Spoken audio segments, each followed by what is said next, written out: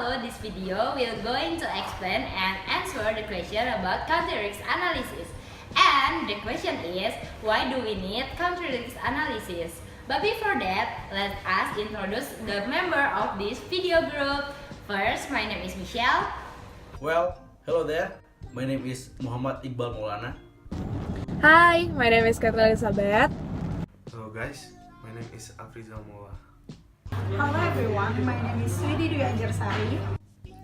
So that's all the member of this group. And before that, let us know the background of the country risk analysis. What is the definition of the country risk analysis? Country risk is the risk that can be defined as the danger that can occur due to a process that is ongoing or upgoing event. And country risk analysis can be used to monitor a country where multinational companies are currently doing a business or operating.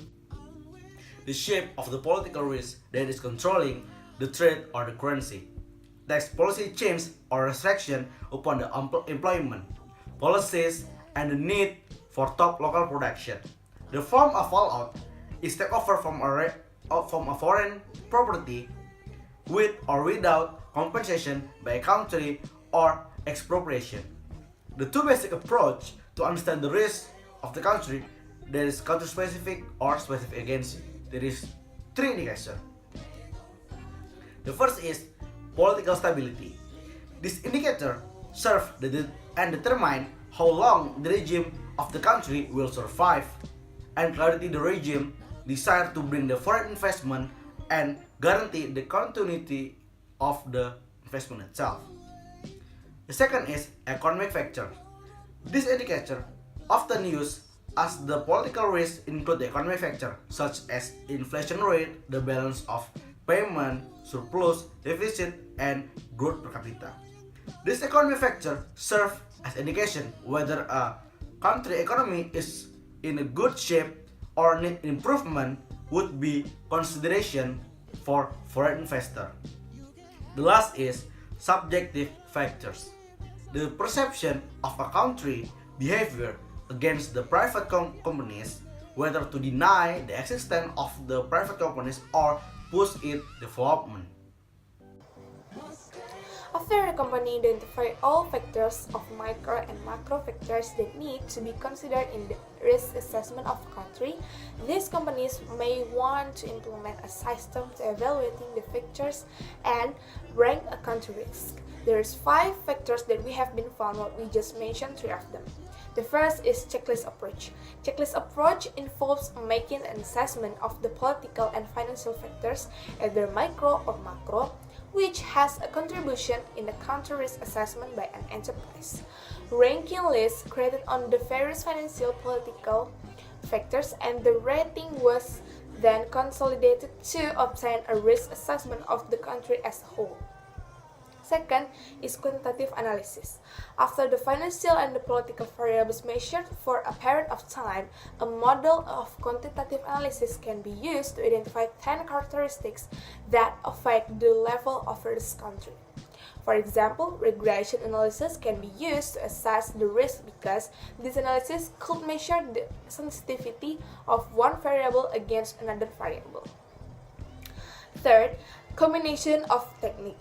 Research of 193 companies that many foreign business conducts found that more than half of the companies do not have formal methods to assess the risks of the country.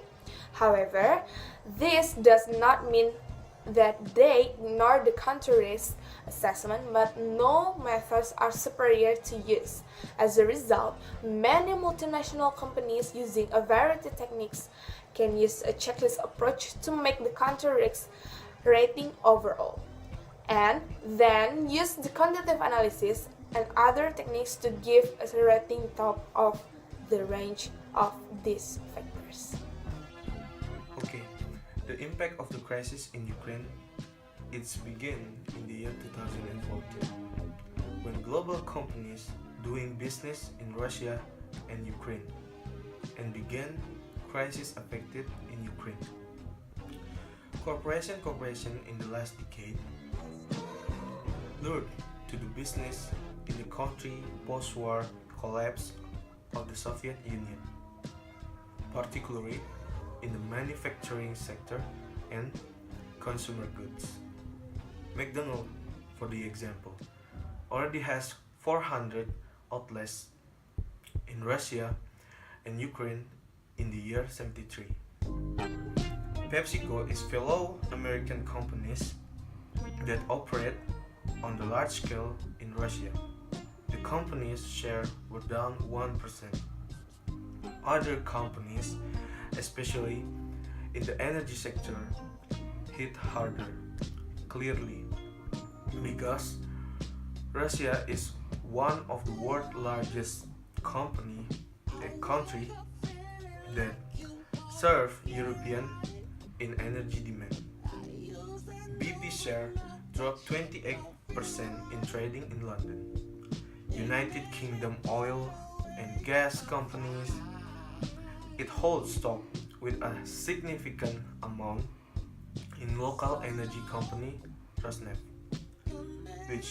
which is ranked 5% in Moscow trading. Share of Royal Dutch Shell to export shale gas in the Yuzivska oil fields in Ukraine, plummeting more than 1%.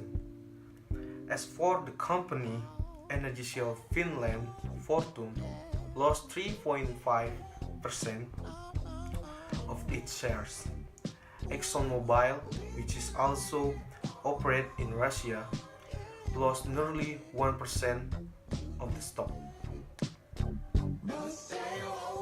So the conclusion and the answer of why do you need the country risk analysis is to have an accurate prediction in order to avoid threat that can possibly come from the outside of the countries, especially from the political and the economic side. For example, like multinational corporations also use this country's analysis as a means of election to avoid doing business in the countries with the high level of the risk, events that increase the risk of the state tend to prevent foreign direct investment in certain countries. Country risk analysis is not limited to key crisis prediction.